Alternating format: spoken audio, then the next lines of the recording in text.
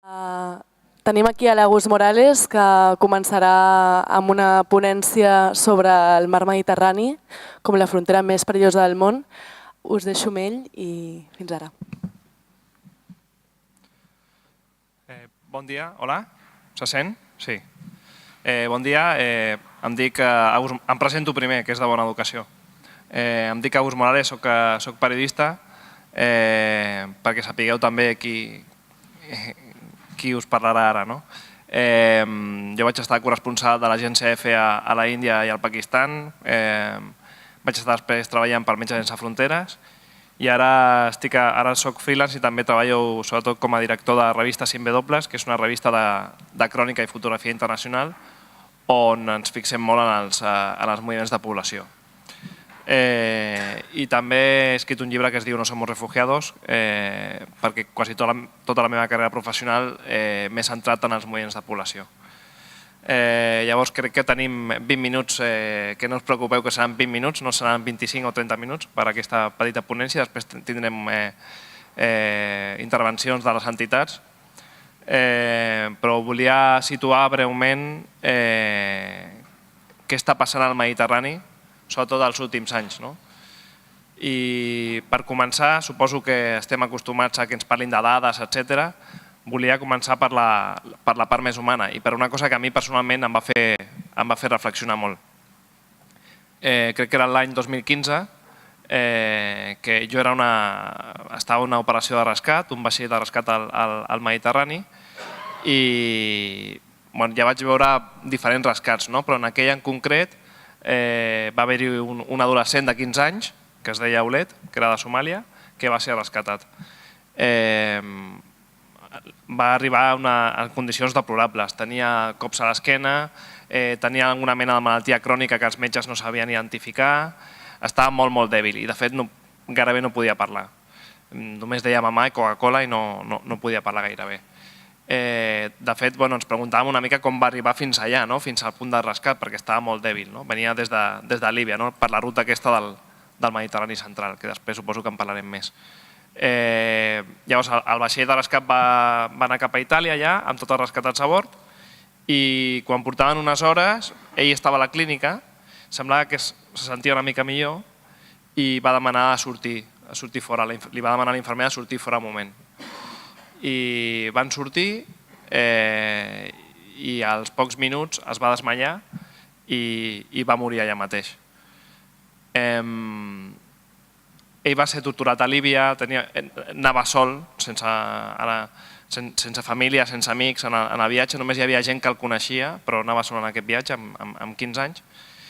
I quan va arribar el vaixell a Sicília, a Itàlia, recordo més les autoritats allà que deien que no hi havia lloc per enterrar-lo allà. I recordo que el dia següent va ser portada a diversos diaris italians.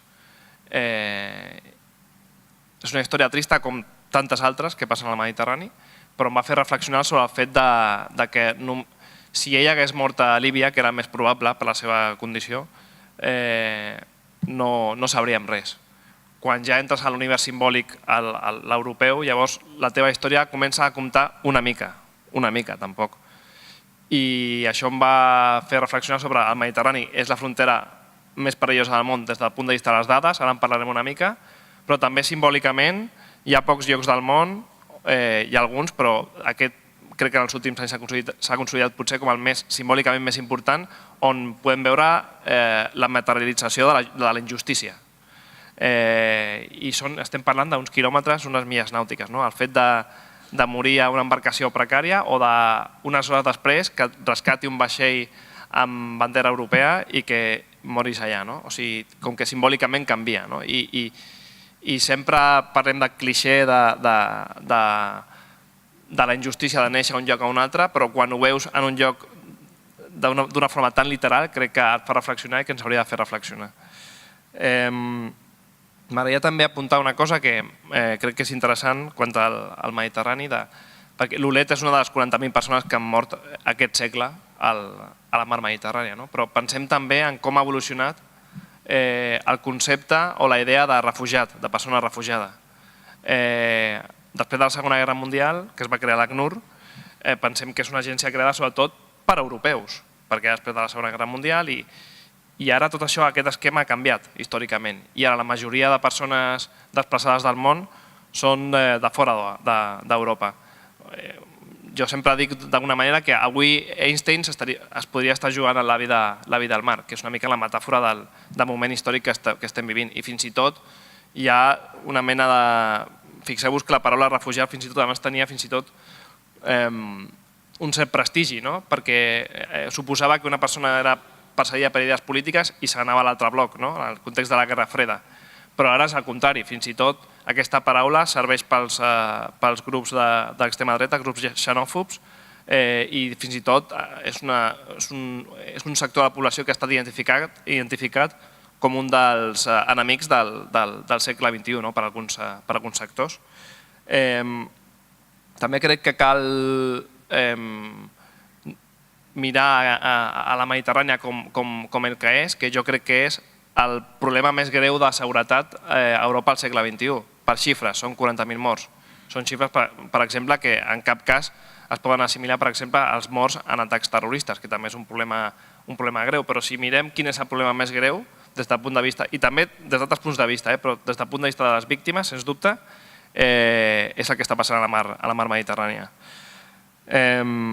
I també crec que és interessant, per què no, jo sempre ho faig, comparar-ho amb el que passa a les guerres. Perquè de vegades no tenim una idea de què és el que està passant, com es pot comparar amb altres contextos. Aquí, per exemple, he fet un petit exercici que és el de comparar les xifres de morts al Mediterrani els últims anys amb les xifres de morts a l'Afganistan. L'Afganistan, que és la primera gran guerra del segle XXI, encara no tancada, i on ara hi ha més morts que fa 10 anys, tot i que ja no se'n parla tant, però és una guerra totalment activa. I tenim el 2015 al Mediterrani 4.000 morts, a l'Afganistan 3.500. El 2016, això va canviar una mica, però més o menys, el 2016 al Mediterrani més de 5.000 i a l'Afganistan també 3.500.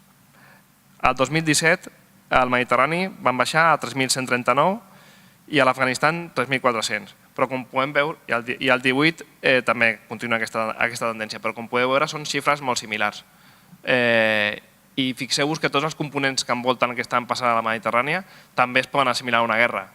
Interessos geopolítics, ara en parlarem una mica, víctimes, interessos geopolítics, etc. És a dir, que en aquest sentit s'assimila molt que és un conflicte armat. Evidentment no hi ha bàndols enfrontats amb armes, però tot i que també tenim el tema de Líbia, que després en parlarem suposo més a la taula, però no és una equivalència absoluta, però sí que hi ha moltes similituds. Crec que a la jornada s'intenta subratllar una mica què és el que ha estat l'evolució des del 2015 i crec que és molt interessant perquè el 2015 és un any clau. És un any clau i jo crec que el fenomen... Intento anar una mica no a les dades, però sí a coses que són una mica incontestables, com són, per exemple, les arribades. Les arribades a través del mar, de forma irregular, van ser 1 milió a l'any 2015. I han anat baixant fins... Aquest any encara les xifres no som a l'abril, encara no, però han baixat des del 2015, des d'1 milió fins a 373.000, 185.000 i l'any passat 141.000. És a dir, ha baixat de forma dràstica. La paradoxa, si voleu, és que el que ha pujat és la xenofòbia. És a dir, sembla que els últims anys ha crescut molt aquest discurs xenòfob, però alhora estaven baixant molt les arribades, fins a arribar a un número de visites, a un número d'arribades a Europa que és molt baix comparat amb el que vam viure l'any 2015. Què hem vist també des del 2015? Hem vist com s'han reconfigurat les tres grans rutes del Mediterrani. Tenim d'una banda el Mediterrani oriental, és a dir, la ruta que sobretot agafaven els sirians, però també afganesos, iraquians, etc., i que passava per Turquia, l'Egeu, Grècia, Balcans i el nord d'Europa, va ser l'any 2015, que va ser l'any també on vam veure aquelles imatges dels trens farcits de gent travessant Europa, i també on va haver-hi el debat també a països com Alemanya, per exemple, i on va sorgir també aquell hashtag de Welcome Refugees, que després d'alguna forma no sé si va morir, però sí que sembla que ja no importi gaire, i va ser un any fonamental per entendre tot el que està passant.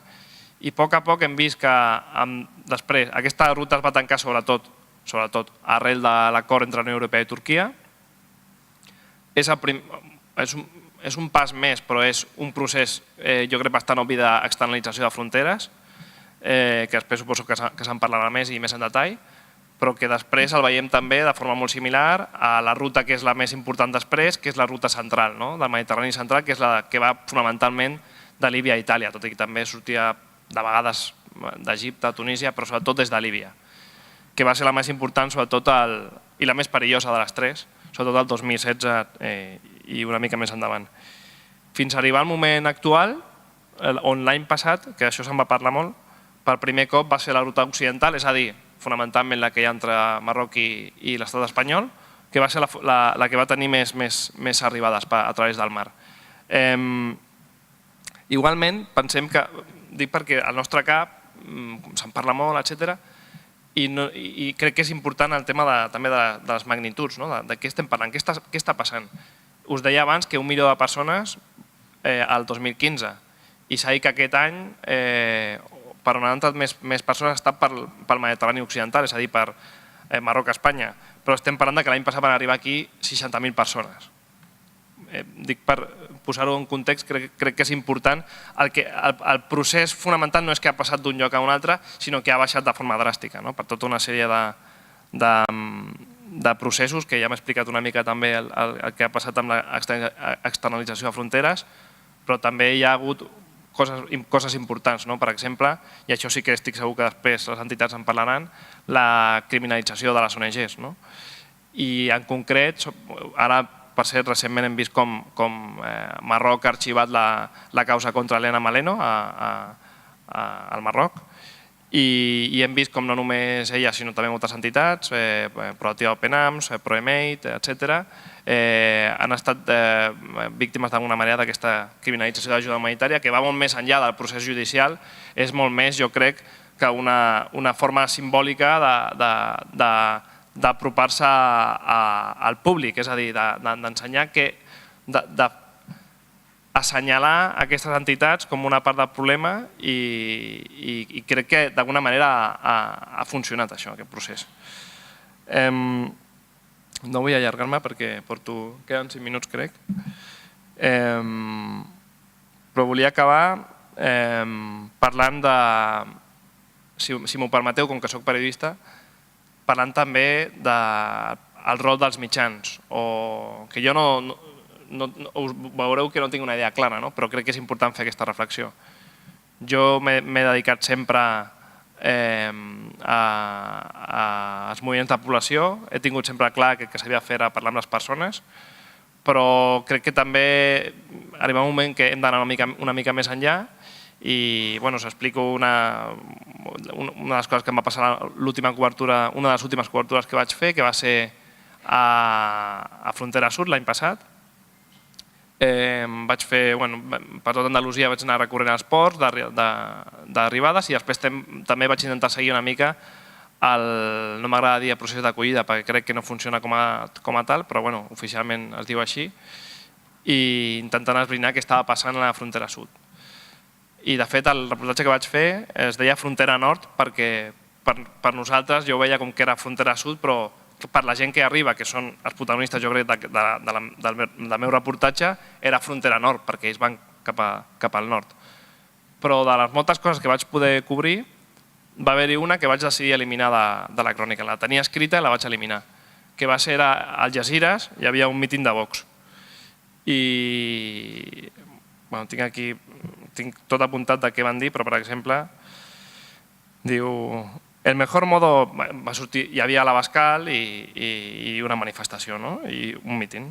Més que un míting, era una manifestació, van fer un speech i deia: el mejor modo de detener esta inmigración masiva absolutamente ilegal es acabar con el perverso efecto llamada, que les dice que cuando lleguen aquí, sea ilegalmente o violentamente, van a tener ayudas sociales y facilidades que no tienen muchos españoles. Bueno, i més... Tampoc. Però clar, llavors, dic ara periodísticament, ni tan sols moralment, però això era... La reflexió que jo vaig fer, clar, en aquell moment encara no havia passat el míting de Vista Alegre, no era en aquest moment. No tenia representació a Andalusia, vull dir, no. Jo vaig veure també que hi havia molta gent que venia de fora i vaig pensar que, crec que això no representa el que pot sentir una ciutat, en aquest cas Algesires, i que si escric això, d'alguna forma és per excitar el lector o per... no ho sé.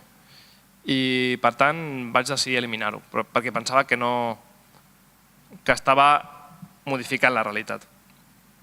I ara jo encara ho penso, no? Penso si realment és un detall molt petit, però crec que si ho elevem, que crec que és interessant el debat, de quina veu han de tenir.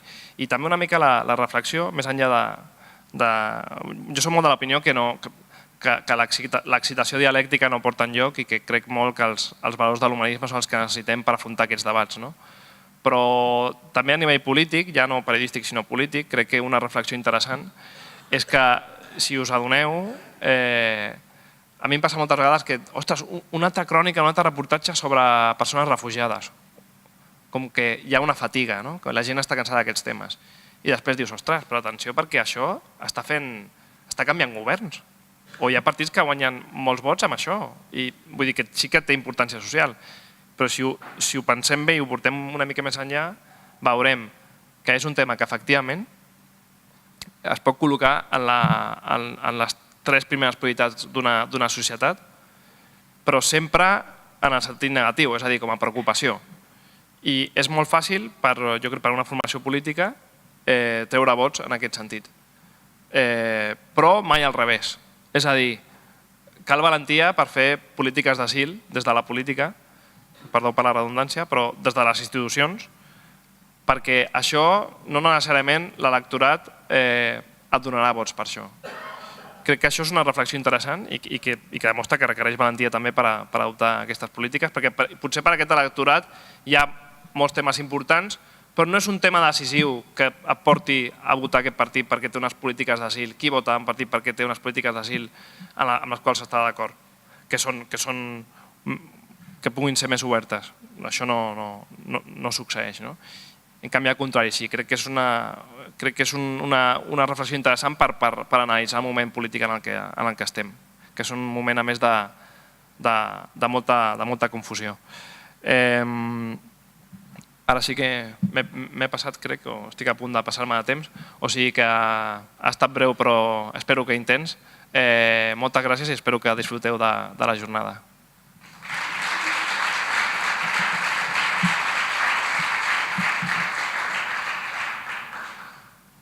Ara crec que tenim una taula amb representants de diferents entitats. Ara faig de presentador, em canvio.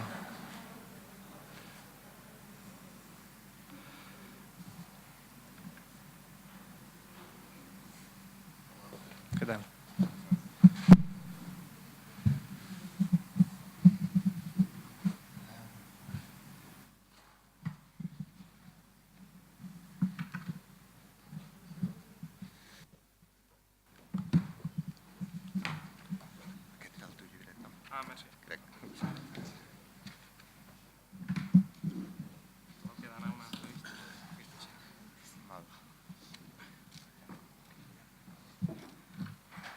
Soc jo.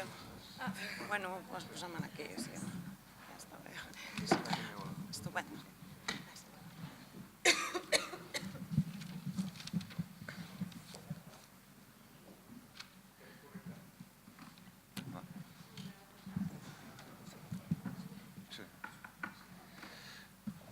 Bé, doncs anem a continuar ara amb la segona taula. Gràcies. Anem a continuar amb la segona taula de la jornada, centrada sobre les 3 rutes de fugida, és a dir, la frontera sud, la ruta central i la ruta oriental. Jo a vegades penso amb aquestes 3 vies de sortida i en la Mediterrània, els moviments migratoris que s'hi produeixen, com si fos un sistema hidràulic amb 3 punts de sortida. Crec que l'Agus ens ho ha explicat molt bé ara en la seva ponència, i quan la pressió migratòria s'exerceix, o sigui, s'incrementa, doncs en els 3 punts de sortida que hi ha, en principi, aquesta pressió migratòria també s'incrementa. Si tapem un d'aquests punts, com va passar, per exemple, amb l'acord Europea-Turquia, en els altres dos aquesta pressió es veu incrementada. Aleshores, és sempre un joc de suma zero on la pressió migratòria acaba per un avió o per un altre arribant a la Unió Europea en aquest cas. Per parlar de tots aquests temes tindrem 6 entitats que han treballat en projectes en el marc de la campanya i començarem parlant per la frontera sud. L'any 88 es documenta la primera mort d'un immigrant a l'Estat. D'això ens en parlarà la Maria Soler de Novac, tècnica de projectes de la campanya Drets Humans a la Frontera Sud, una campanya que ha fet Novac en col·laboració amb Viridia i Fotomovimiento. Doncs això, com deia, l'any 88 es documenta la primera mort d'un immigrant a l'Estret de Gibraltar. Des d'aleshores són més de 7.000 les morts registrades. Maria, què passa a la Frontera Sud? Què són els espais de no dret dels que parleu a la campanya? Hola, no funciona això. Sí, em sentiu? Ja? Vale. Bueno, a veure, intentaré en 10 minuts que tinc ser molt, molt breu. Com que ja has fet les presentacions, me les estalvio. Quan vam plantejar aquest projecte, com hem vist les entitats, comptem amb entitats amb experiència en drets humans, amb experiència legal i també amb un col·lectiu de fotoperiodistes. Per tant, era un projecte totalment plantejat des del punt de vista de fer la reflexió de que la frontera sud ha estat la frontera laboratori per la resta de fronteres d'Europa i que era un context que no s'estava explicant o visibilitzant d'una manera en què es posessin al centre els drets humans. Llavors, partint d'aquí, sí que nosaltres, i lligo molt amb el que deia ara l'Agus, que és una de les coses que volia jo destacar, en el fet que, òbviament, des de 2016 hem anat vivint una situació d'arribades i uns canvis en l'actualitat de les xifres a la frontera sud que, òbviament, dona per moltes reflexions i ens preocupa. Però el fet de centrar-ho sobretot en les xifres, en quanta gent està arribant i en què podem fer per fer front a aquestes xifres, creiem que ens treu molt de l'eix en què potser hauríem d'estar més centrats, que és en entendre que no només tenim un espai geogràfic de fronteres on passen coses, on hi ha vulneracions de drets humans, sinó que tenim un sistema on la frontera s'expandeix més enllà de l'espai geogràfic de frontera sud, sinó la frontera sud també la veiem a Barcelona, la veiem als pobles, la veiem a Espanya i la veiem inclús a Marroc i la veiem inclús a l'origen d'on surten aquestes persones. Llavors, a l'entendre que en els diferents contextos on nosaltres hem estat, que ara anomenaré molt breument perquè em sembla que no tenim temps, el que es posa de manifest és que tenim un sistema basat en controlar la vida i els moviments de persones basat en l'estatus d'aquesta persona. Per tant, clar que ens serveix la criminalització o la doble vulneració d'aquestes persones si el que volem és identificar-les amb un cert estatus. Per tant, tots els mecanismes que nosaltres veiem en tota la ruta migratòria, fins i tot abans de creuar, el que veiem és que estan destinats a retornar aquestes persones. I poso exemple i així aprofito per explicar una mica el context. Nosaltres 2016-2017 vam plantejar un informe basat en les entrades terrestres per la frontera sud. Per tant, el que vam intentar analitzar eren els diferents contextos on els drets de les persones migrants es veien vulnerats amb Ceuta, Melilla i els territoris de frontera marroquina, Ador i Tànger. El 2017-2018 el que hem fet és el mateix però amb les vies marítimes. Però sí que ens hem permès i hem pogut intentar visibilitzar tant quina és la situació en Marroc, com aquesta situació es relaciona amb la travessia per mar, com ja durant el Marroc, a través dels acords Espanya-Marroc, s'està intentant que aquestes persones ni tan sols puguin intentar creuar, com a la travessia al mar, de nou a través de la relació amb Marroc, s'està intentant retornar en calent amb aquestes persones, com quan s'arriba a costa les persones que arriben, encara que siguin rescatades per salvament marítim o que arribin directament amb la patera, si se les intercepta el que s'està fent és detenir-les Com després d'aquestes primeres 72 hores de detenció es passa a un CIE i com un cop les persones surten del CIE i per el motiu que sigui no se'ls ha pogut retornar deportat des del CIE, aquesta situació d'irregularitat també aboca en qualsevol cas a no accedir a drets i segueix tenint per objectiu que aquestes persones no arribin o se les pugui retornar.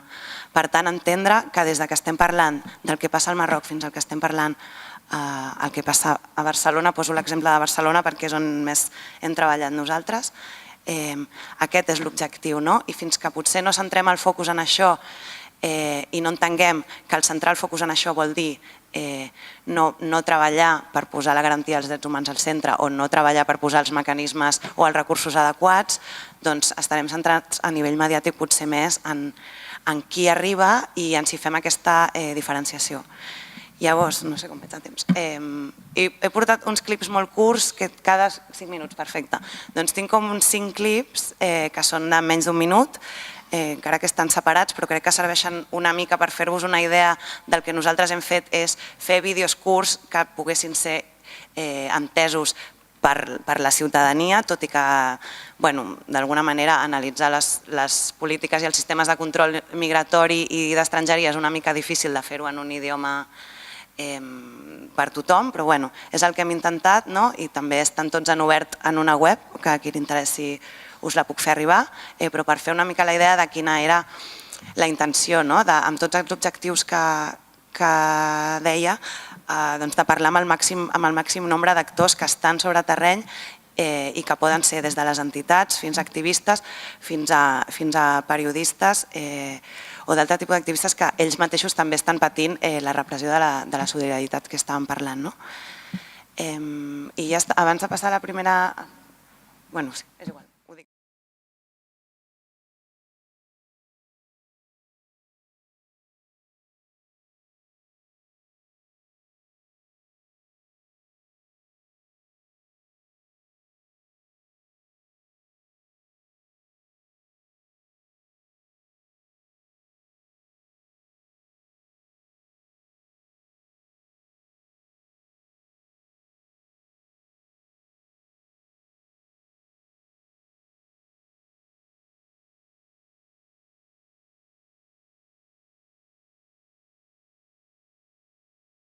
Us faig un petit incís que crec que igual és interessant.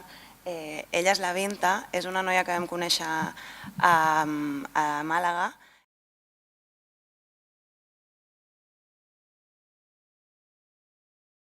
Un d'enllaç entre les diferents càpsules i per traçar aquest recorregut.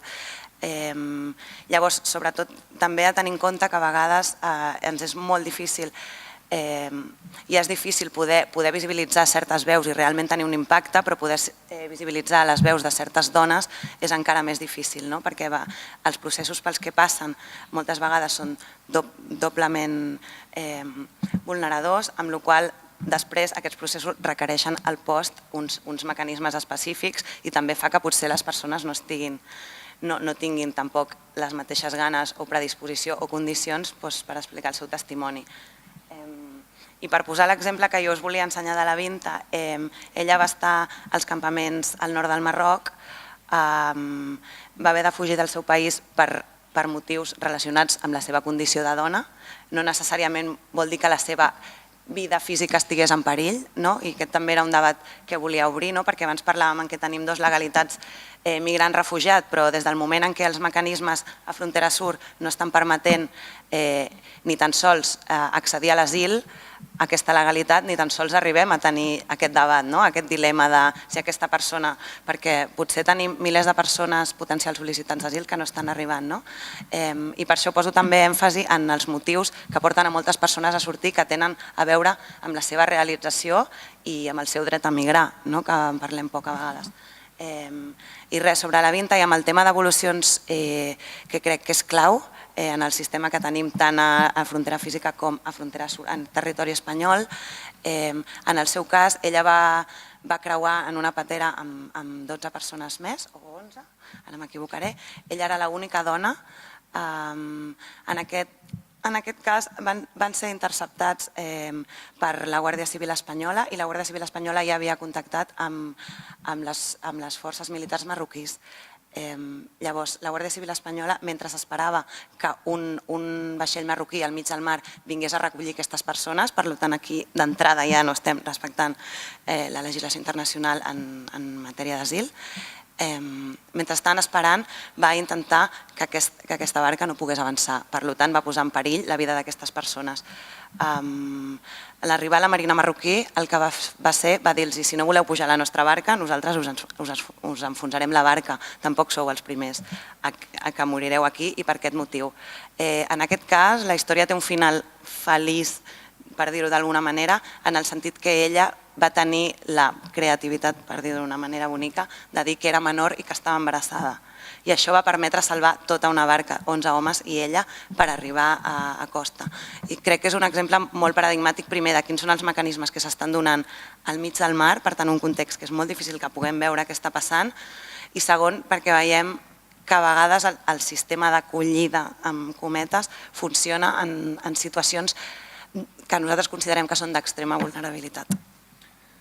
Molt bé, moltes gràcies, Maria, per la síntesi.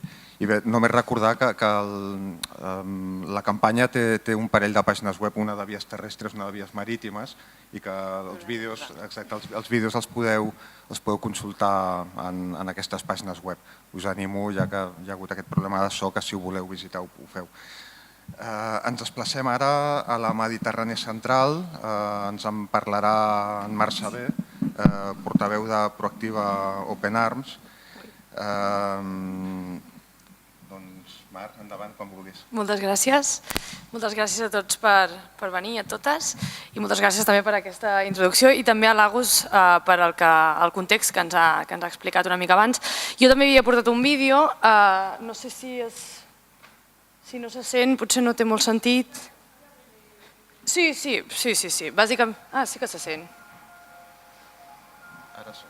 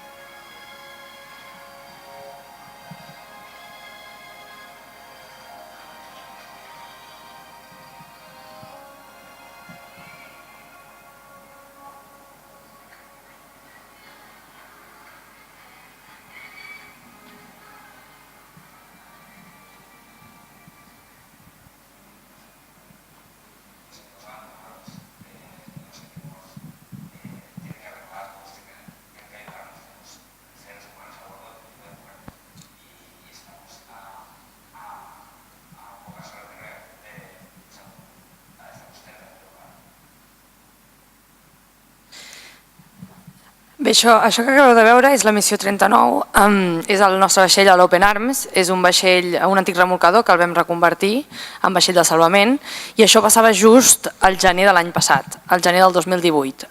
Com heu vist en el vídeo, en 15 dies vam rescatar pràcticament gairebé 1.000 persones, però ens vam quedar completament abandonats.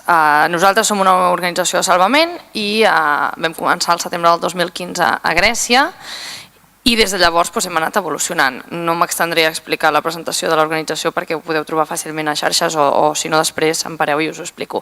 Però el que vull exemplificar aquí és que fa just un any estàvem en aquesta situació i avui aquest vaixell que heu vist aquí, que està perfectament equipat i preparat, està parat al port de Barcelona.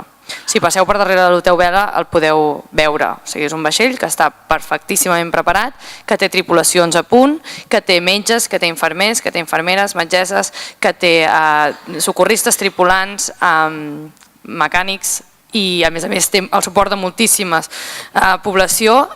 Està parat. I està parat per decisions pura i exclusivament polítiques. Després d'aquest rescat que acabeu de veure, al març de l'any passat, just ara fa un any, hi van haver les eleccions a Itàlia, que són unes eleccions en què va guanyar la dreta, va guanyar Matteo Salvini i el moviment 5 Estrelles i amb la Liga Norte, i això va fer que una tendència que ja s'havia anat veient, perquè per exemple en aquest mateix vídeo ja s'exemplifica, que ens trobem completament desemparades les organitzacions no governamentals, una temàtica que ja s'havia anat fent per part d'administracions europees en les eleccions italianes, que van tenir una campanya marcadíssima per al fet de trencar els ports i per tant per anar en contra de les organitzacions que es dediquen a fer salvament marítim, per tant en contra de la solidaritat, van fer una campanya amb aquesta finalitat i van aconseguir el poder, van aconseguir poder fer una coalició que governés el govern. Per tant, ara estem en una situació que tot el que podíem ha anat complint. I per què s'ha anat complint? Doncs perquè hi ha hagut una campanya molt ben orquestrada que ha anat assolint els seus objectius. L'Agus Morales abans explicava una mica de què és el que està passant i jo bàsicament el que us vull exemplificar és que hem tingut una tendència que en els últims anys ha anat en aquesta direcció, que és l'objectiu final de fer desaparèixer les organitzacions de salvament marítim al Mediterrani central, però a més criminalitzar la solidaritat. No és només fer-nos desaparèixer nosaltres, sinó que qualsevol persona que ara, avui en dia, es troba en una situació de voler extendre la mà, de voler aportar o de voler inclús ajudar a una situació conflictiva que pugui tenir la migració com a tema principal, doncs es troba que aquesta mateixa persona només pel fet d'obrir les portes de casa seva o per fet d'ajudar està també perseguida. Nosaltres ara tenim un vaixell, com us deia, completament parat, al·leguen decisions tècniques però no és veritat perquè quan fan els informes en els quals no se'ns permet el permís que necessitaríem per navegar no n'hi ha cap de decisió tècnica, per tant entenem que això respon única i exclusivament a una decisió política. Per tant, som com l'últim reducte d'aquestes viracions cap a la dreta que ha fet tota Europa en general. Nosaltres, com us deia, seguint amb aquesta línia, al març hi van haver les eleccions a Itàlia i el 18 de març de l'any passat el nostre vaixell, aquest mateix Open Arms, va estar un mes parat a Itàlia perquè la Fiscalia de Catània, que és la Fiscalia Antimàfia, va obrir una investigació en contra de 3 persones de l'organització perquè 2 no n'hi havia prou per el delicte d'associació i organització criminal, sinó que havien de ser 3 persones perquè 2 persones no fan un grup, però 3 resulta que sí, i aquestes 3 eren bàsicament la cap de missió, el capità del vaixell i el coordinador nostre, que de fet treballa des de Barcelona, vull dir que en aquest cas no estava ni implicat amb el rescat en qüestió en el que se'ns va aturar el vaixell. Llavors, què ha passat amb aquest temps? Des que se'ns va aturar el vaixell, el fiscal de Catània, nosaltres evidentment vam recórrer, al cap d'un mes un jutge va haver d'alliberar el nostre vaixell perquè no tenia cap sentit que el nostre vaixell estigués parat, però sí que és veritat que un altre fiscal va seguir amb la investigació, per tant encara tenim, aquestes persones de la nostra organització tenen investigacions obertes, que no vol dir que s'hagin presentat càrrecs, però sí que en aquest objectiu de perseguir i criminalitzar la solidaritat hi ha processos oberts, que segurament no acabaran portant enlloc o esperem que no acabin portant enlloc, però l'important és que ja està tractant aquest tema, o sigui que sobre de la taula d'un fiscal hi ha el fet de perseguir persones que l'únic que fan és ser solidàries amb altres persones perquè ho poden fer, perquè tenen els mecanismes professionals i tècnics i a més perquè tenen el suport. Però això no va acabar aquí, el nostre vaixell es va alliberar, va seguir aquesta investigació com us dic i llavors vam començar vam mantenir la nostra funció, que és bàsicament el que sabem fer, salvar vides al mar, però amb l'agreujant que al juliol Itàlia i Malta ja van dir obertament que directament tancaven els ports a les organitzacions humanitàries. El nostre vaixell té bandera espanyola, per tant és un pavelló espanyol. Per tant, a última instància, les administracions espanyoles són les responsables o serien les responsables del que passa a bord del nostre vaixell. Per tant, el que va passar després... Perdó, que m'estic allargant una mica. Ràpid. El que va passar després és que ens vam trobar en la conjuntura de que tot el que passava a bord del nostre vaixell havia d'acabar sent portat o cap a Espanya o com a mínim la decisió final era de les autoritats espanyoles. Vam fer 3 rescats diferents amb 3 desembarcaments a Espanya, a Palma de Mallorca i 2 a Algesires i 1 a Barcelona, perdona, o sigui 4, i ara el nostre vaixell es troba parat. I es troba parat per això, seguint una deriva d'unes polítiques xenòfobes que ens han portat fins aquí. Nosaltres no ens aturarem i com que no ens hem aturat mai i no ho farem ara tampoc, el que fem és sobretot denunciar aquesta vulneració i sobretot també obrir nous projectes. Des de l'any 2018 estem també a Origen. La nostra missió principal és salvar vides. Nosaltres som socorristes, per tant salvem vides al mar, però volem anar més enllà i hem obert uns nous projectes, en aquest cas al Senegal, estem en fase pilot, i el que fem és aportar informació, formació i sobretot també sinergies de coneixement perquè les persones tinguin alternatives. En molts casos el que ens trobem, no persones que fugen de conflictes, perquè evidentment quan fuig d'una guerra la teva intenció principal és salvar la vida, però sí que és veritat que hi ha moltes persones que migren, que fugen d'uns contextos en el que tenen bàsicament falta d'oportunitats i també falta d'informació. En molts casos no saben de la perillositat de les rutes migratòries irregulars que emprendran. Llavors nosaltres el que estem fent amb els nostres nous projectes és portar aquesta informació, però no perquè siguem nosaltres el que els hi diem, sinó perquè són les mateixes persones que nosaltres hem rescatat o que s'han vist en aquestes situacions que expliquen els seus contextos, que expliquen tots els diners que han hagut d'invertir, que han perdut, tots els drets que els han sigut vulnerats, totes les situacions de tortura que han patit. I llavors això, nosaltres, amb aliances, amb organitzacions locals, el que fem és transmetre i fer de pont perquè aquesta informació arribi en els grups dels teixits socials que són més partíceps, diguéssim, d'iniciar aquest projecte, que principalment són joves de les zones costaneres del país, en aquest cas de Senegal. Llavors el nostre objectiu ara és bàsicament seguir amb la nostra, evidentment, denúncia de la vulneració de drets humans al mar i seguir amb tots els nostres esforços per poder desencallar aquesta situació política i poder seguir salvant vides, però a més portar-ho a Origen perquè les persones no es vegin obligades a migrar en aquestes condicions, que si volen migrar sempre defensarem que migrar és un dret fonamental, per tant tothom té dret a fer el que vulgui. Ara, que si ho fan de manera irregular, sàpiguen primer que es trobaran en una situació molt complicada i segon també que tinguin les eines, sobretot educatives i de formació, per poder emprendre altres projectes en els seus països i després, si de cas, intentar migrar d'una altra manera, d'una manera regular. Bàsicament això. Tranquil·la. Moltes gràcies, Mar. És a dir,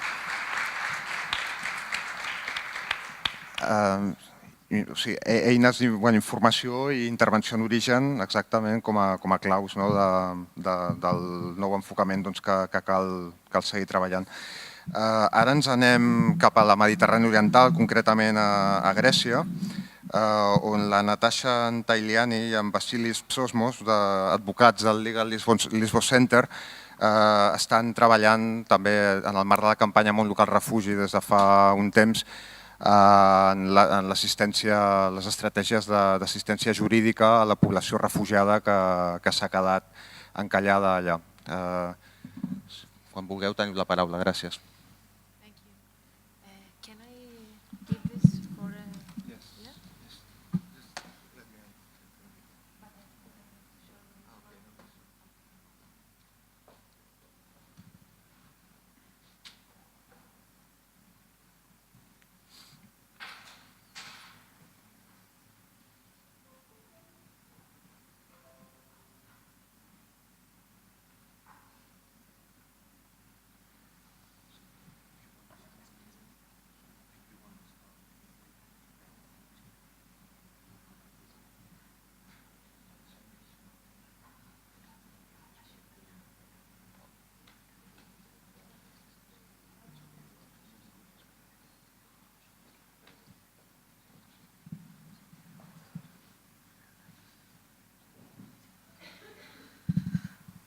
Hello, my name is Natasha Dagliani.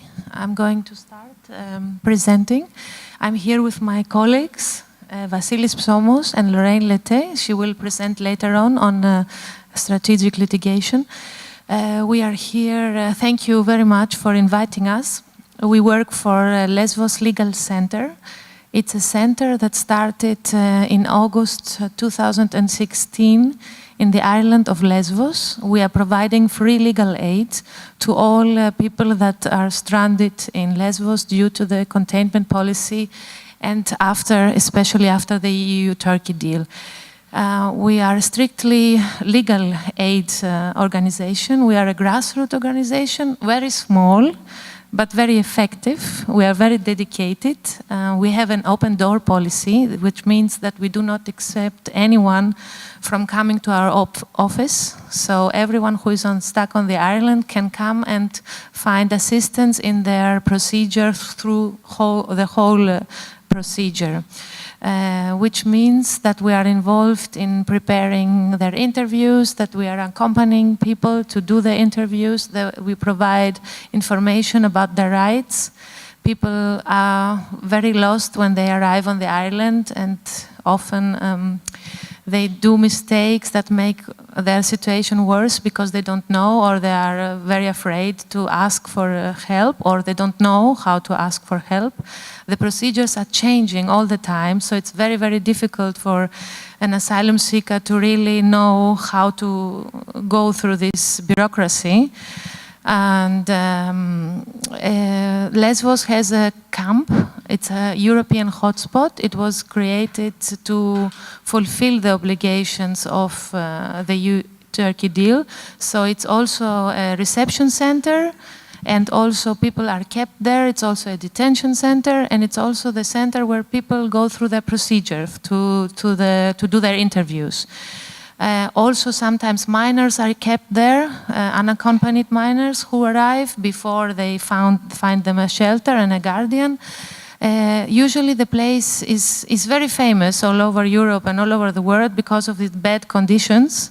A lot of articles and reports have shown these inhumane condition. People are forced to live for a very, very long time because the procedure keeps delayed, and there are different procedural problems. The staff is not well trained. The condition in the camp is horrible. 3 years now, not much has changed. I would say the condition gets worse because, in a way, in the beginning, even the Greek government, maybe they didn't know how to face such a huge amount of refugees suddenly coming to the islands. So it was the only way to come to Europe, and then the people get stuck on the islands. So they have to find resources and ways to handle the situation. But now it's 3 years after. On the 18th of March, we are celebrating the 3 years of the EU-Turkey deal. A very not positive anniversary. All the organizations are struggling that this containment policy to stop, that people are allowed to leave the island, to move freely to Europe where they want to go, that their rights are protected, and still it's a prison within a prison. So we are still there. We are trying to help as much as we can. It's a very hard and difficult job for all the organizations that are in the island. In the beginning, when the crisis started, all organizations came from all over the world, and we are there, and we intend to stay. We are consistent in what we believe.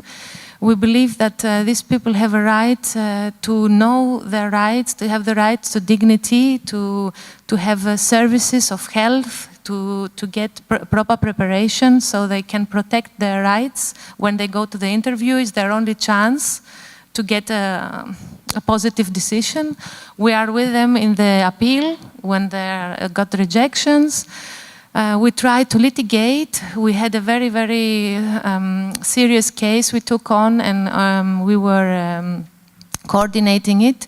35 people were detained and went through a criminal trial, which was a real farce, because in the end they were found non-guilty of the crimes they were supposed to have done while they were peacefully protesting inside of the Moria to get the conditions better and to get the geographical restrictions lifted. And we are still at the Ireland. We are now have participated lately in an open letter to all the European members to open up the islands. We have done a lot of attempts to make the situation better, but it's not enough only Greece to struggle alone, so we feel that we are left alone from the European Union. Sometimes they give money and they think that this is enough, the cause is done, but it's not like this. It's very difficult to solve this problem alone. If you contain people just in a big prison in very small parts in Greece, in 5 islands that are created in this way. So all these NGOs, organizations are calling on European leaders to take action and to end this humanitarian and human rights crisis at the borders of Europe. It's a shame that it's like this. If you see pictures, if we can go, this is our legal center presentation. I will not speak much about that. This is what we do. Our organization, I already said a little bit, a few words, what we are doing on the island. But before, we have some pictures of the Moria camp. So maybe we can go back. These are the situation in the camp. People die in the winter, small children walk around alone, unaccompanied. People and men get abused sometimes. The suffering they already have while crossing the borders gets worse because of the situation. They have nightmares. They don't have proper medical assistance. So in all this procedure, we are trying to help them to get a better treatment. I will give the word to my colleague because I think I said already too much. So thank you very much. So,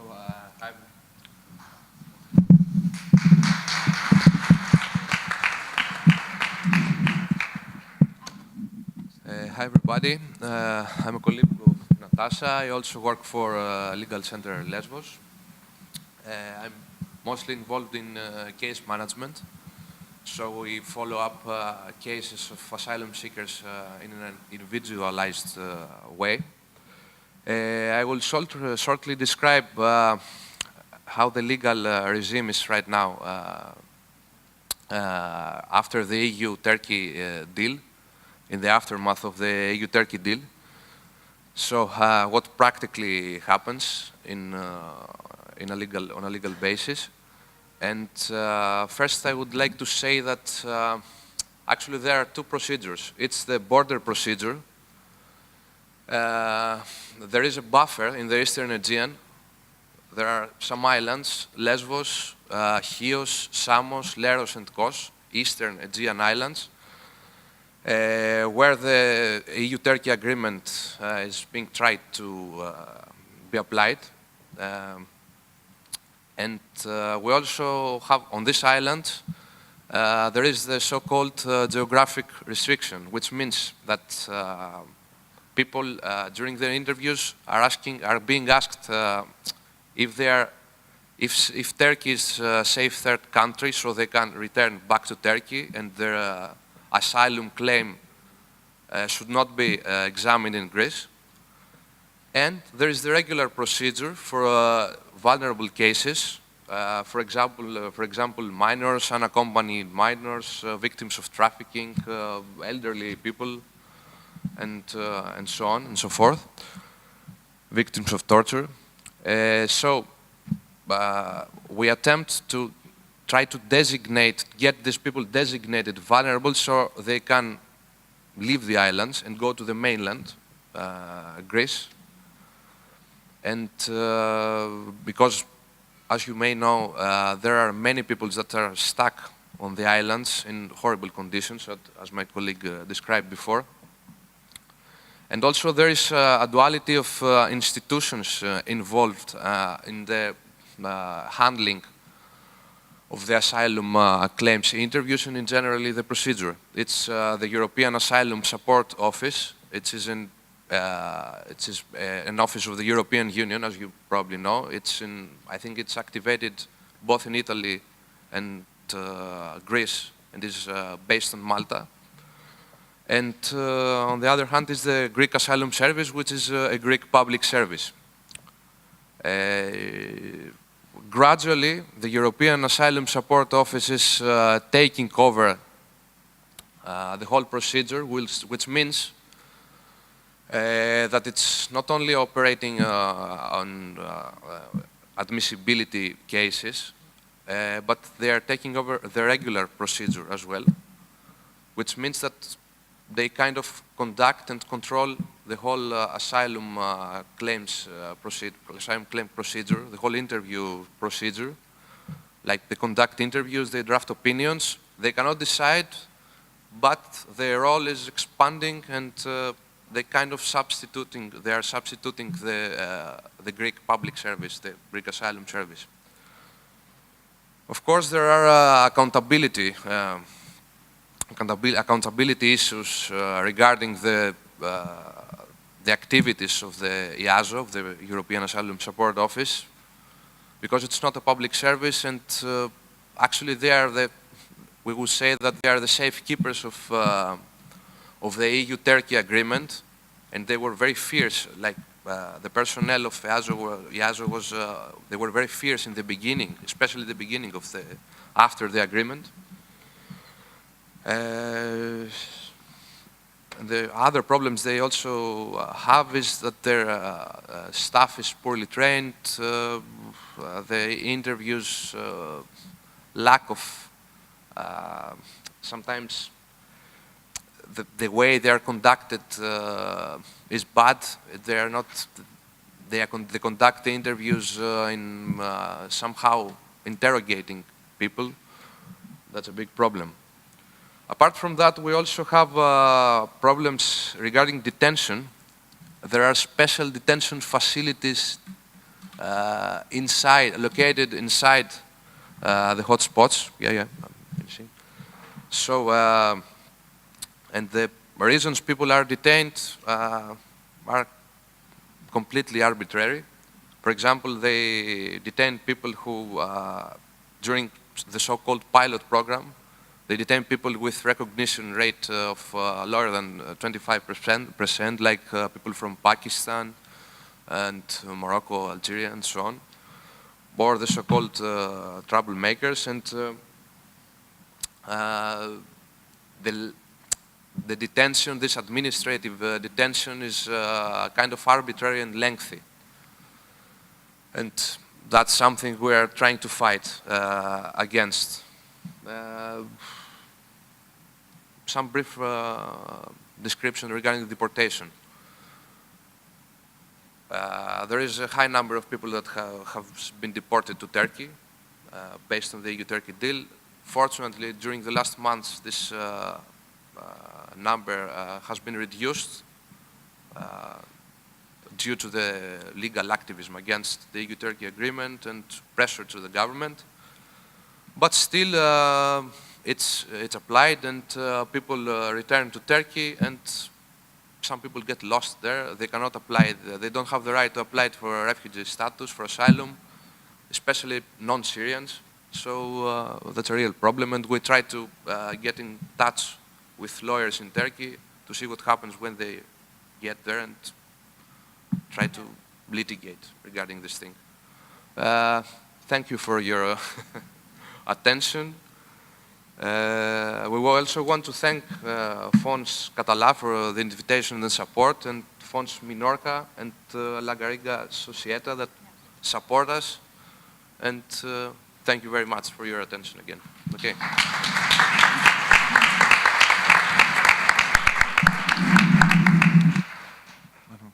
gràcies, Natasha i Vasili, per tots els detalls que ens heu explicat d'aquests aspectes més legals que són fonamentals també en la gestió de tota la situació que s'està produint en relació a la qüestió del refugi. Ara seguim encara a Grècia. Concretament, la Núria Tatger, que és responsable de projectes de la Fundació Axar d'Atenes, ens parlarà també del projecte que estan portant allà d'atenció a la població refugiada. Hola. Primer de tot, gràcies al Fons per invitar-nos i per muntar aquesta jornada. Des de la Fundació Axar, tradicionalment sempre havíem treballat més amb tot el tema de la formació i la promoció pel dret del refugi i pel dret a l'asil, però des del 2016 estem presents a Grècia i nosaltres estem a la zona continental, és a dir, treballem allà.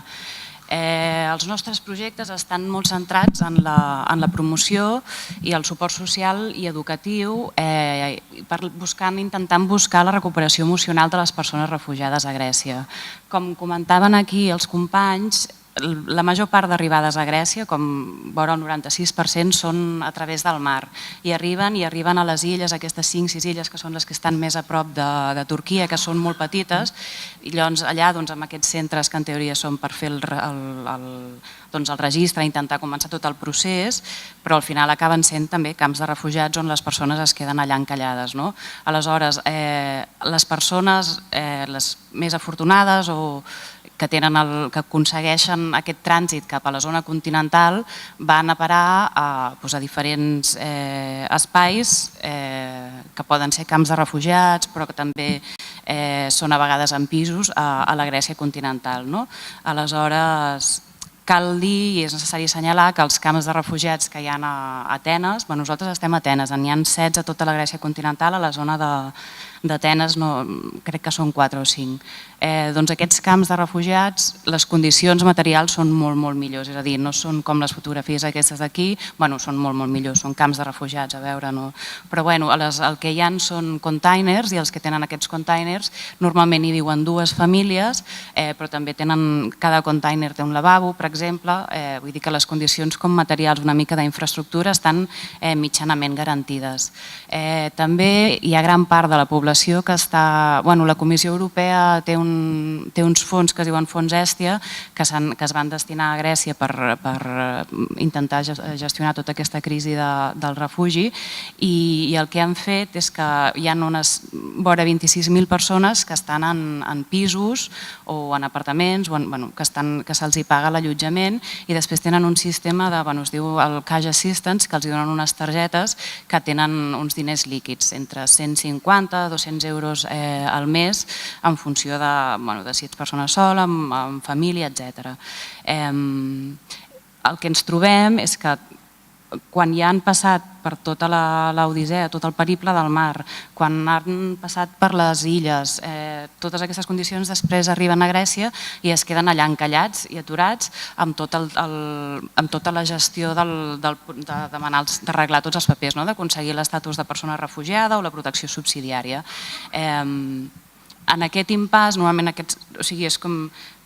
També hi ha la qüestió aquesta psicològica que en teoria ja arribaven a Europa i en teoria era, com ens deien abans, la frontera nord com ja hi eren i es troben en una situació que estan allà atrapats esperant a que es resolgui el seu procés, esperant que es resolgui positivament, però estan en un impàs i és com què fem, què gestionem aleshores? Els projectes que fa la Fundació Axar amb el suport del fons tracten de millorar la qualitat de vida, treballar per l'apoderament, per la recuperació emocional de les persones refugiades. També s'ha apuntat aquest matí, la salut mental és un tema que no es toca, que és la germana petita, abans comentàvem també tot el tema del trauma, totes aquestes persones com arriben, llavors es troben que estan a la Grècia continental i no hi ha, estan a uns camps però no hi ha cap servei, no hi ha cap estructura per intentar millorar aquestes situacions.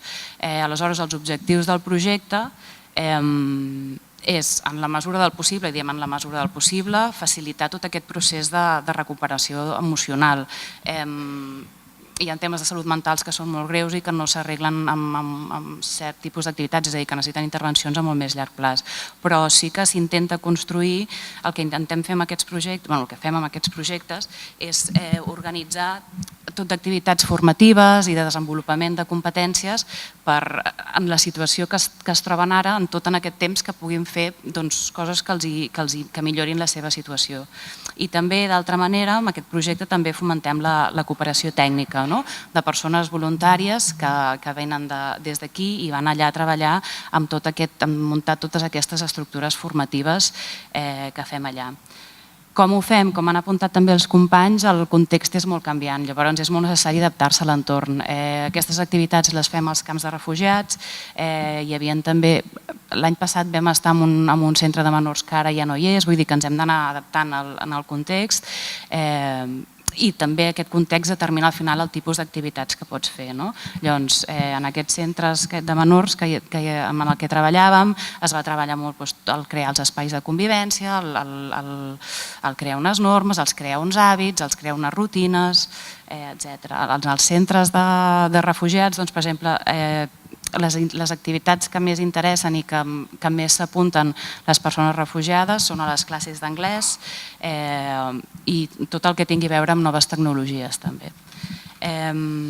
Qui fa les activitats? Com ho fem? Nosaltres el que fem és tenim una estructura, tenim amb diferents universitats, els estudiants de certes carreres poden fer les pràctiques curriculars amb nosaltres i llavors agafem perfils de persones de psicologia, d'educació social, de pedagogia, etc. per fer totes aquestes activitats.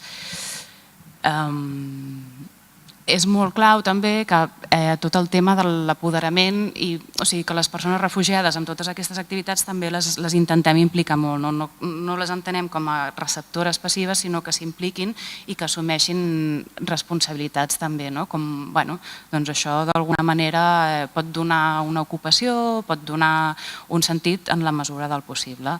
I també el que és molt clau també és tot el treball que es fa, arriben moltes famílies amb molts nens i nenes petits, són molt resilients, aprenen idiomes de seguida, agafen noves rutines de seguida, llavors també és molt clau en aquest impàs que estan allà poder oferir tot això. I ja està, ho deixaria aquí.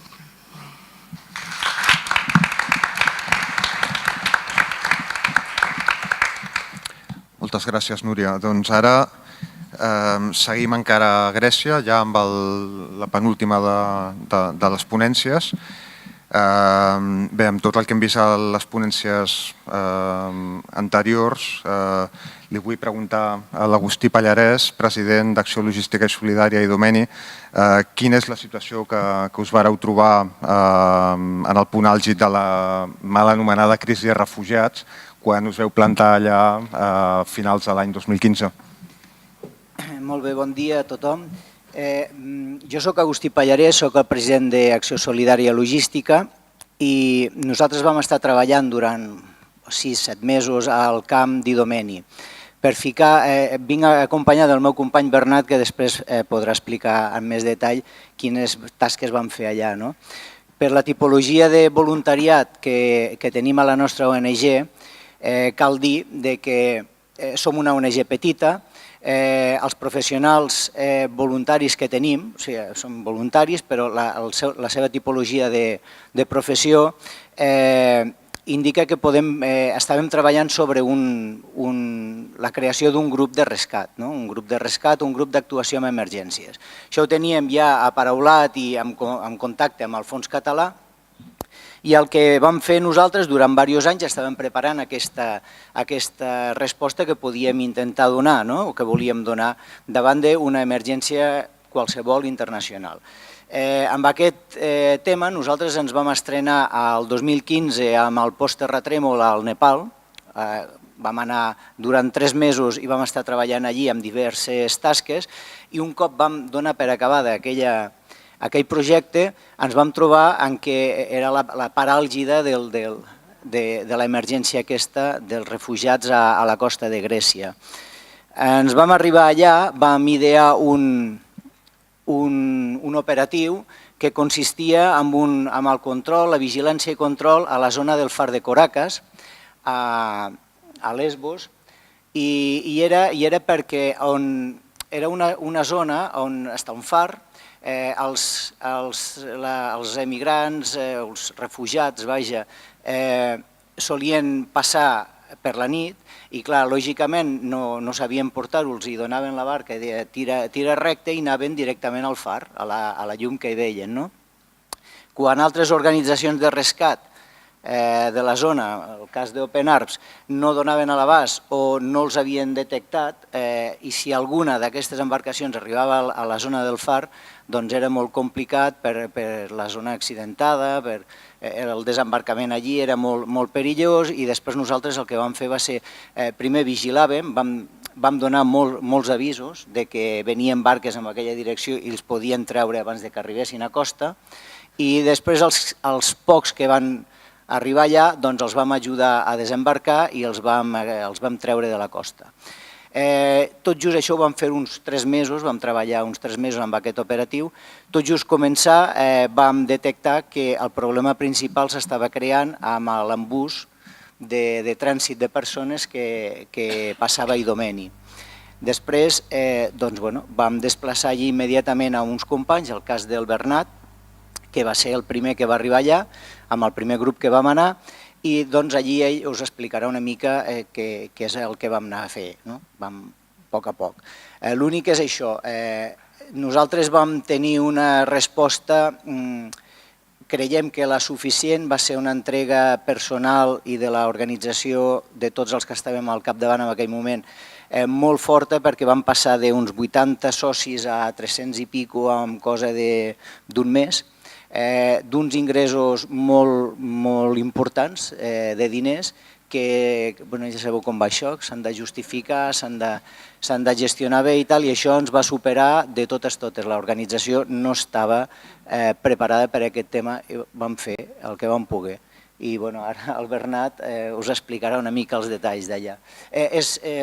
Albert, sí, teníem pensat, hem anat portant un seguit d'imatges que més que res són imatges de les tasques que vam estar fent a Idomeni. El Bernat us explica. Gràcies.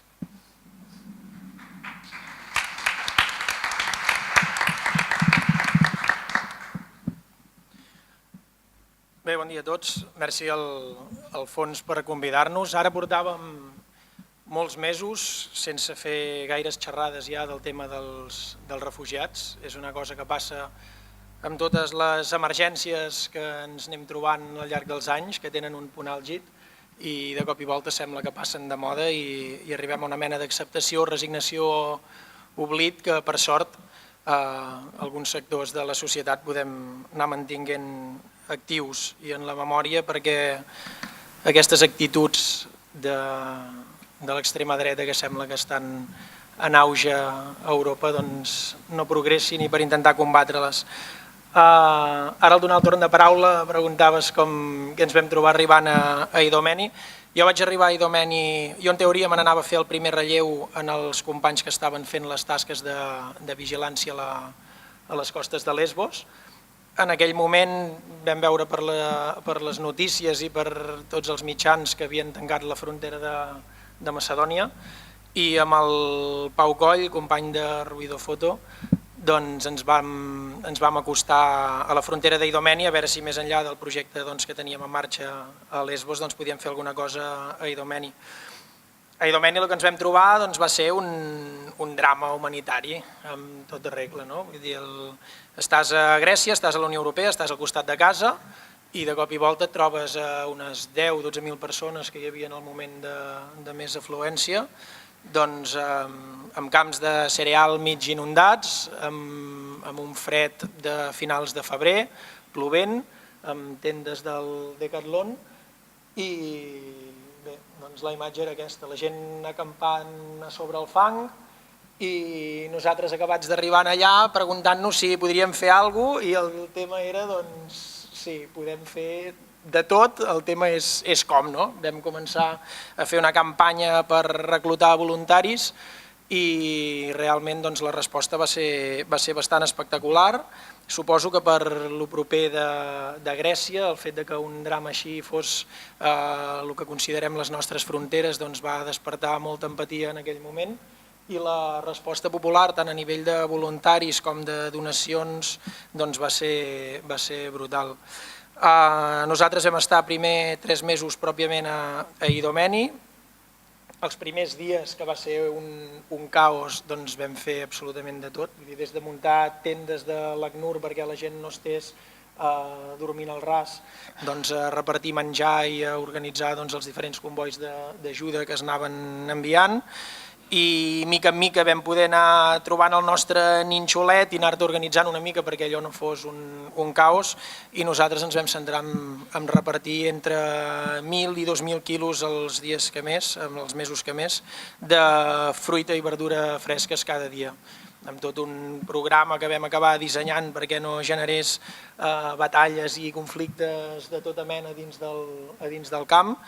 Però bé, en resum el que vam intentar va ser donar una mica de normalitat i de dignitat dins de la normalitat que estaven visquent aquella gent, que molts veien que possiblement el que havia de ser un trànsit cap a Europa, en allà se'ls havia estroncat tota esperança i que l'alternativa seria o bé la deportació o bé quedar-se a Grècia o bé vés a saber què, no?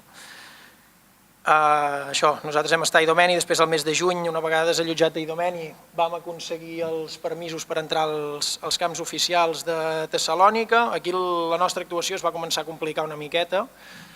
Vam poder seguir treballant uns 3 mesos aproximadament en els camps oficials i ja de cara al setembre, quan ja es va anar fent càrrec al govern grec de la situació, nosaltres vam traspassar el nostre projecte del repartiment de la fruita i la verdura cap a ONGs locals i nosaltres vam seguir una espècie de segona fase que va durar molts mesos, que va ser la divulgació del projecte. Aquest interès que deia que va suscitar tot el drama de la migració de la guerra de Síria, durant molts mesos ens va portar a fer dotzenes i dotzenes de xerrades amb associacions, escoles, instituts, fins que això arriba a un punt allò que deixa de ser notícia perquè apareix un altre conflicte o perquè, com totes les coses, té el seu puja i baixa i s'arriba en una fase, això que comentava al començament, d'oblit, de resignació o gairebé pitjor, que és el que estem veient ara, que és aquesta fase de rebuig directament de les persones migrants, quan qui més qui menys tots els països del món han sigut migrants en algun moment. Jo crec, i de fet per la distància ja fa 2 anys que nosaltres estàvem a Grècia, el més important que podem treure d'aquella experiència, del que hem anat veient des de llavors, és que la feina més important que ens queda fer, a part dels propis socorristes que poden seguir en el terreny o intentar seguir en el terreny, però bé, la intenció és seguir-hi sent, és aquesta denúncia constant i la tolerància zero amb la intolerància, el racisme i la xenofòbia.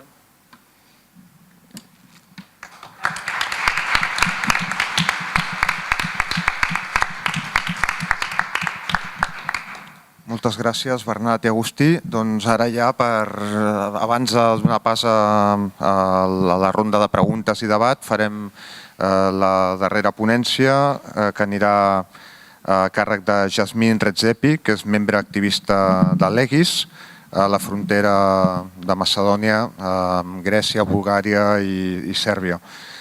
Zona per la qual ens anem a l'altra banda de la frontera d'Idomeni, on hi havia el camp de refugiats de Tavanopse. Allà l'EGIS va actuar, com ho va fer per tot el país i els diferents camps de refugiats que hi va haver a Macedònia i que encara existeixen, sobretot en qüestions d'assistència humanitària. Jasmine, you have the words.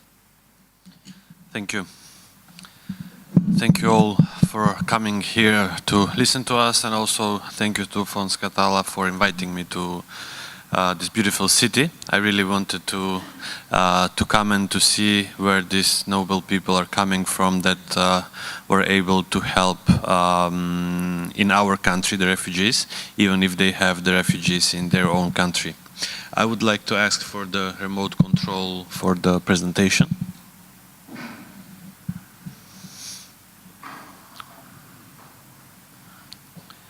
Let's see how it works.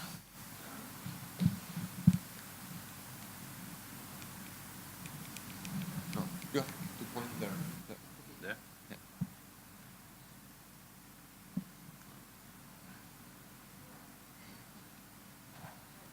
This point.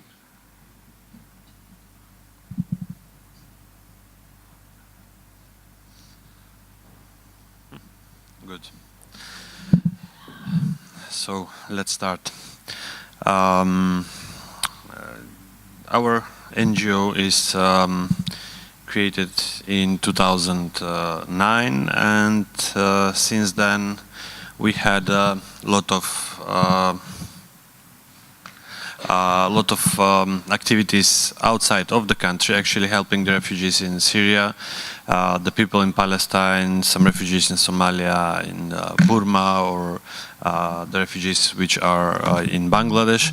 But actually in one moment in 2014 we saw people who are coming in our country, and we noticed them coming in groups in different points in the country, following the train tracks and following the highway.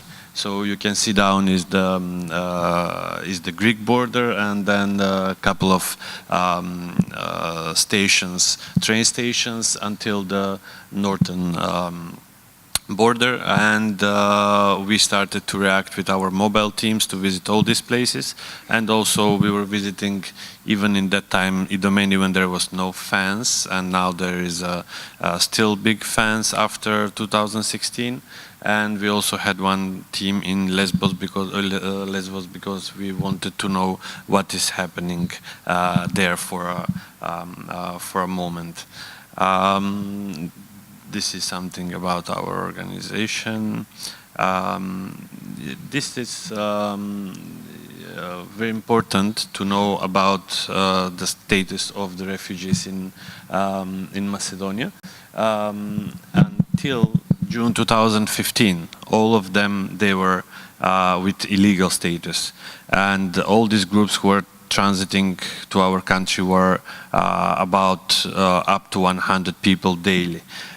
In 2015, in April, happened the biggest accident where 15 refugees died, actually 14. The train hit them, and almost nothing left from them. And from this point, we as an organization asked the government to change the law and to make all these people not irregular or illegal, as they were saying anymore, but to make them legal. And in June 2015, the government accepted the law, and all these people were registered, and they could use the public transport in 72 hours, and they could move safely from the border with Greece up to border with Serbia. For us, this was a very important thing. And in that moment, until the closing of the Balkan route in 2016, we had a lot of refugees coming, and the biggest point was in October, when we had 13,000 people, refugees, in 24 hours, which was a very high number, very big number, which now the situation,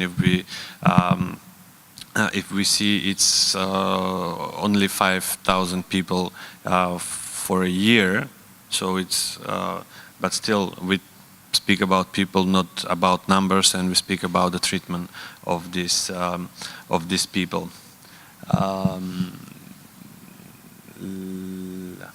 Okay. This is, as I mentioned, some of the things that we were working on, legislative change of the asylum law, then the price of trade tickets. One of the biggest things bad things of our society was when the government in that time, the right-wing government, decided to raise the price of the tickets from 6 to 25 euros, so they could take the money from the refugees who were using public transport. And it was very, very bad, and we didn't ask to change the law just to make the government money, but we did it for good of the refugees. But however, this is how things are happening in the Balkans. Then we had also one big project in 2015 in June, before the changing of the law. In the detention center in Skopje, we had 450 refugees stuck, and the capacity was 150. So 3 times more people in one place. Was horrible situation. I was the only person in that time as a president of Legis. I could enter there because we were delivering humanitarian aid. Our approach of delivering humanitarian aid is just to make things happen easily. So if you're delivering humanitarian aid, then you can be on this place, you can see what is happening, and then you can advocate, you can change the things, you can fight for these people. We took video materials, photos of what was happening there.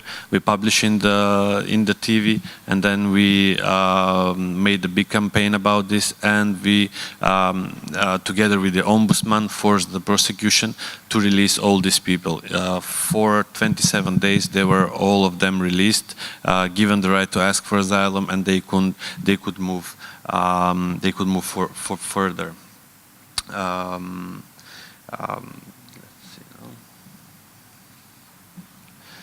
We had a lot of tools during our work. We were using the social media normally, the traditional media.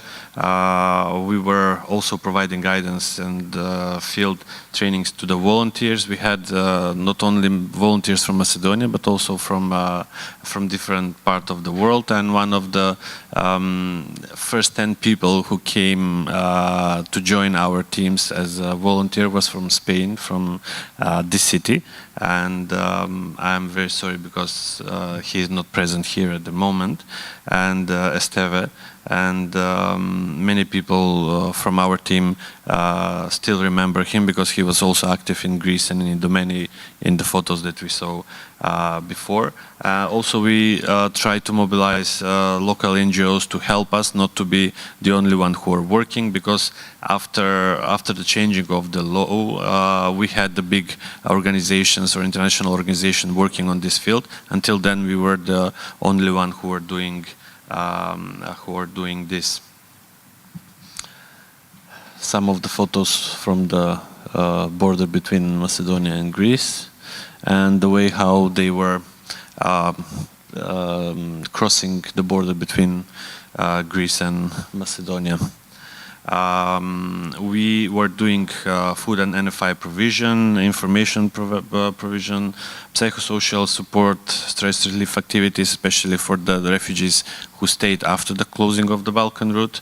We had wash activities and hygiene promotion also during the transit, and infrastructural improvement, renovations, whatever was needed with our partners from the international organizations. We had, as you can see, we provided food for 600,000 refugees. If we know that 1 million or more than 1 million people passed through the Balkan route in Macedonia, our organization provided 600,000 packages of food, from which 28,000 packages were donation from Fons Catala. This was part of the project that they supported us. At the end of the 2016, when we make the summary, I was really surprised when I saw how big number of food we provided. But this is not something that we give from our pockets. This is from our donors, from the noble people who were doing this, and we are always thankful to them. And also we had NFI provision of for 144,000 people, which means clothes for the people and hygiene packs. And yes, we were doing a lot of raising awareness during the country, inside the cities, to show the people what is the situation with the refugees. And we also were trying all the protests that were happening at that time in 2014-15 in our country to put on the refugee issue. Unfortunately, in 2017, the right-wing party put this issue in the elections, trying to talk bad about migrants and refugees. In the time I went on the TV and told them that you should not take this in your campaign, but they wanted, because they didn't had what to show. And after the election, they lost all the municipalities,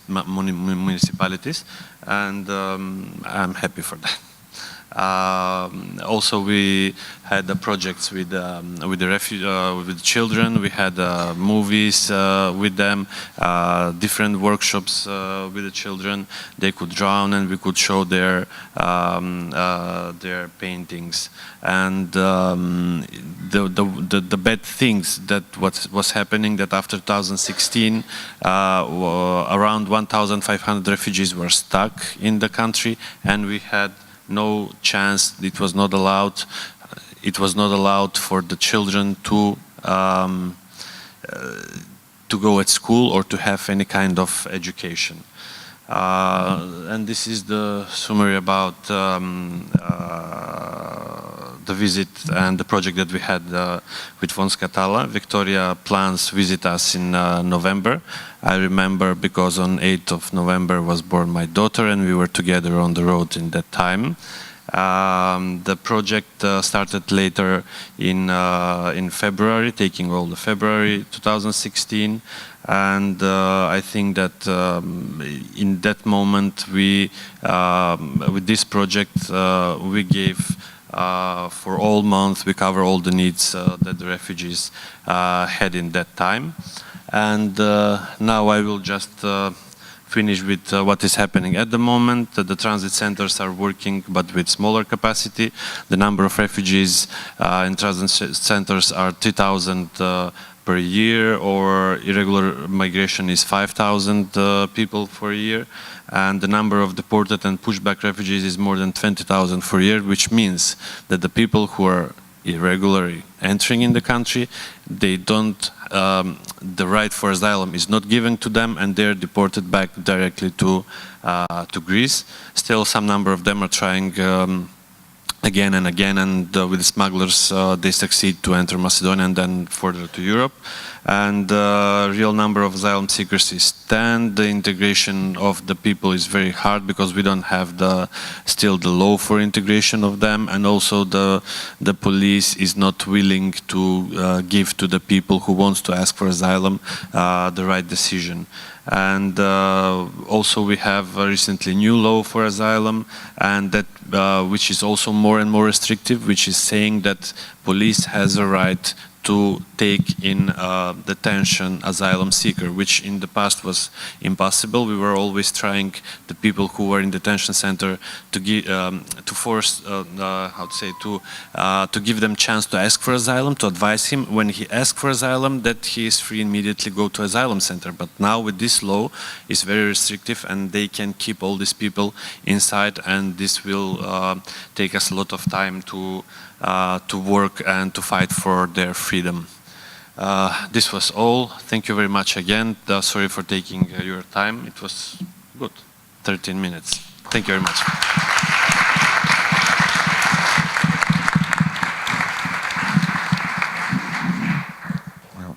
Moltes gràcies, Jasmine. Doncs amb aquesta darrera ponència hem acabat aquesta taula. Ara obrim el torn de preguntes, comentaris, paraules que hi pugui haver. Aprofiteu.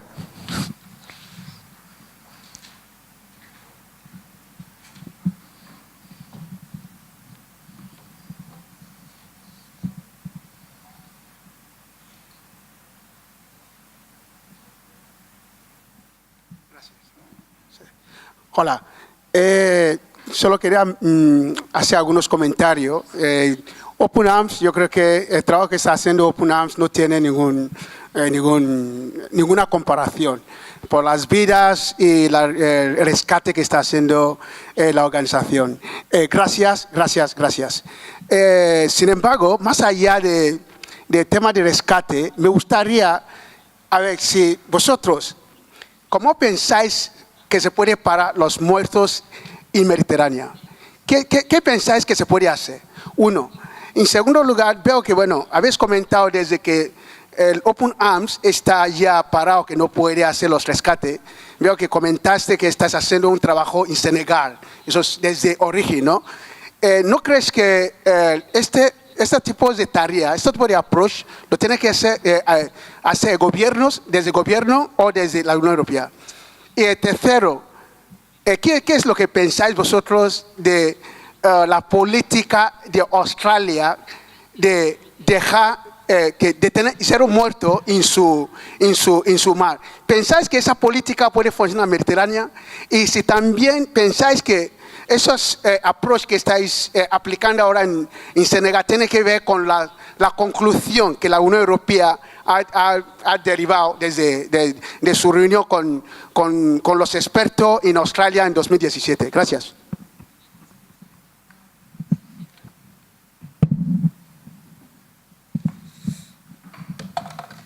Hola, bueno, muchas gracias por la intervención. Antes que nada, quiero decir que nosotros hacemos lo que sabemos hacer, porque nosotros somos un grupo de socorristas que empezamos esta aventura y pusimos nuestro conocimiento y profesionalidad a lo que podíamos hacer, pero aquí hay muchísimas organizaciones que hacen una grandísima labor, o sea que incluso mejor que nosotros, ¿no? Porque nosotros llegamos tarde en el momento que ya tenemos que rescatar a estas personas. Por tanto, muchas gracias por el reconocimiento, pero quiero realmente exponer lo que nosotros hacemos esto porque es lo que sabemos hacer. Si supiéramos hacer otra cosa, pues seguramente haríamos otra cosa, ¿no? Lo importante es aquí que cada cual coja su profesionalidad y la lleve a la extensión de poder ser solidario y poder dar respuesta a una inacción, en este caso, de unas administraciones que no dan, ¿no? Me preguntabas por qué hay tantas muertes, ¿no? Y qué es lo que hace que haya estas muertes.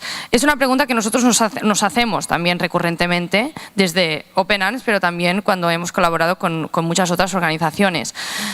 Estamos en un momento en el que nos hemos dado cuenta de que el hecho de que vayan sumando muertes cada vez más en el Mediterráneo central se utiliza mucho como objeto político, pero nunca como sujeto político. ¿Qué significa eso? Que las personas que realmente se ven en este intento migratorio lanzados a la deriva en estas condiciones nunca podrán decidir el motivo por el cual ellas están en esta situación. O sea que muchos partidos políticos de Europa en general y también pues, del mundo occidental en general utilizan toda esta problemática como objeto político, se llenan la boca hablando de lo que se tiene que hacer en términos de políticas migratorias, de lo que se tiene que hacer en términos de políticas de acogida también, pero en el fondo van a ser quien va a ser finalmente, ¿no?, responsable de lo que se decida y de lo que se hagan en estas políticas, nunca va a poder participar de estas discusiones.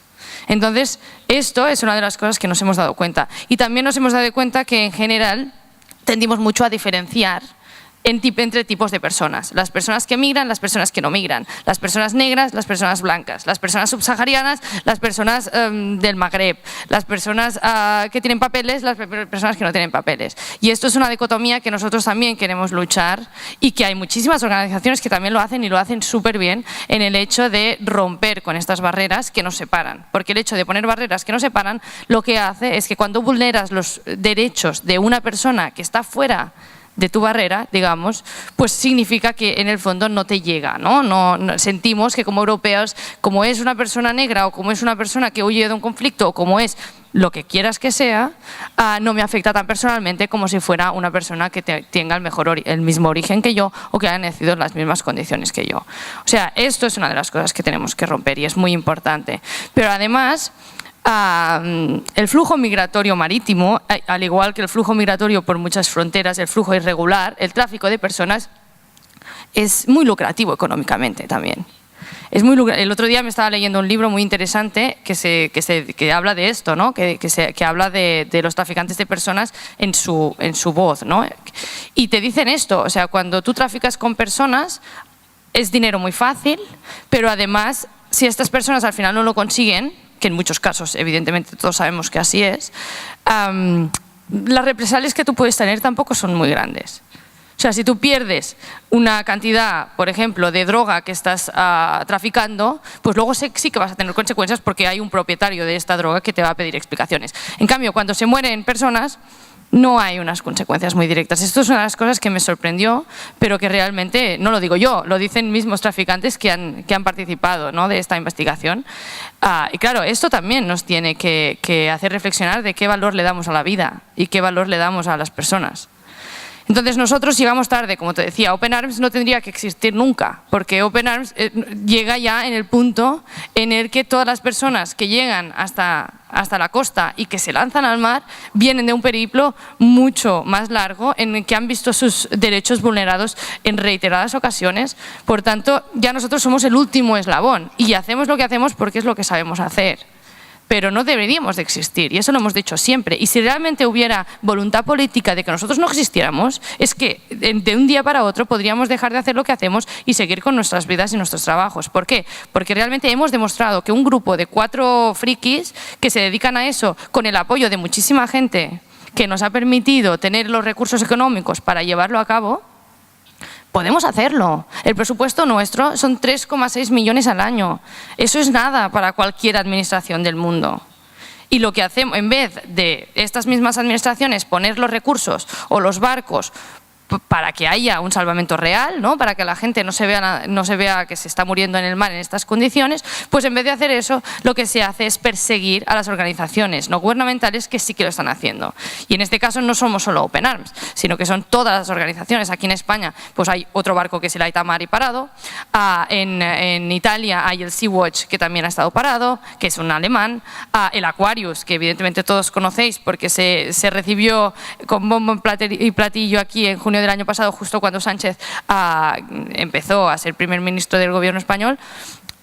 El Aquarius está completamente desaparecido. Y son 2 organizaciones, Médicos Sin Fronteras y SOS Mediterráneo, dos organizaciones francesas que tienen una gran trayectoria, que trabajan súper bien y que en el fondo lo que les ha pasado es lo mismo que nos pasa a todos, que se han visto perseguidos solo por el hecho de pues, poner la solidaridad en su objetivo y rescatar a estas personas.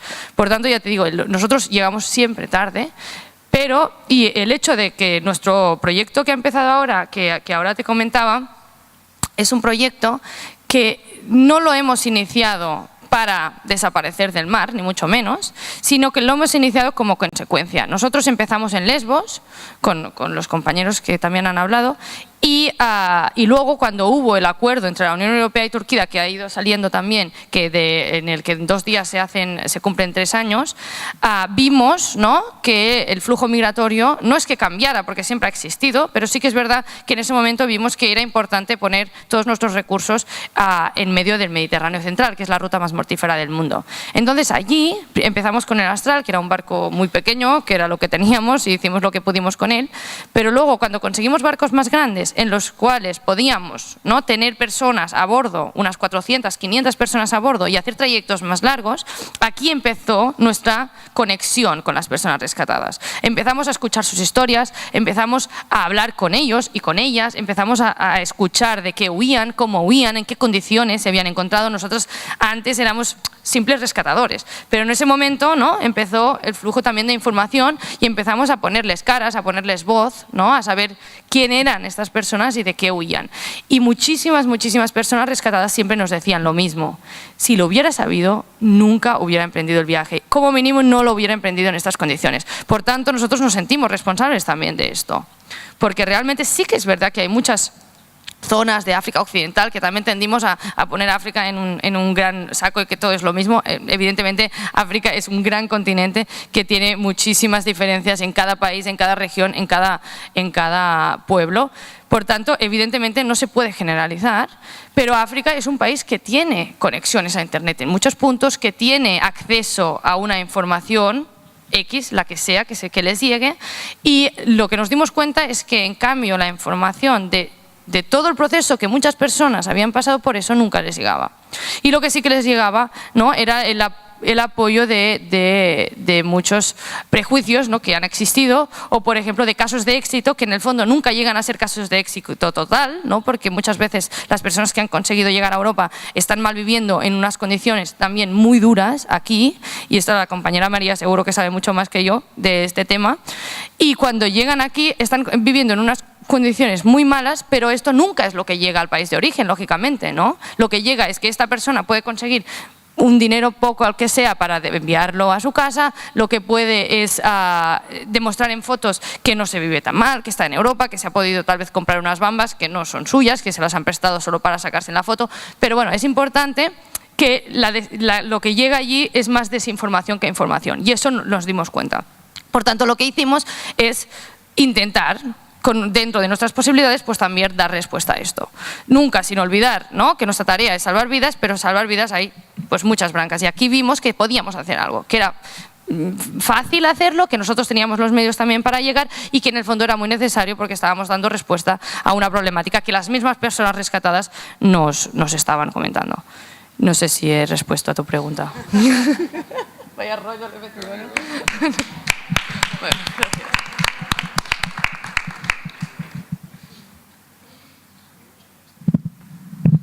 Alguna altra pregunta? No? Doncs donem per clausurada aquesta segona taula i seguim amb el programa. És el dinar ja? Doncs anem tots a dinar.